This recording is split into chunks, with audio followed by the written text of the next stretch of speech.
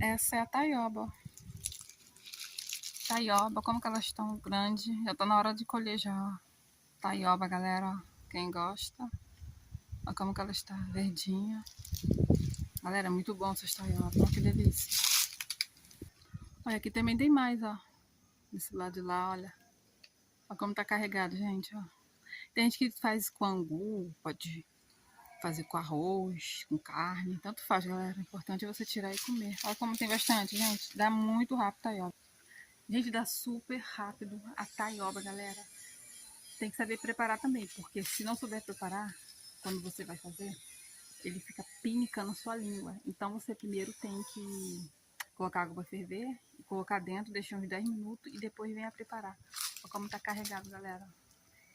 Cheio de taioba, é isso aí, gente. Galerinha, eu fico por aqui. Beijão pra todos. Não deixe de me seguir, compartilhar, dar o like para mais vídeo. Fui! Bye!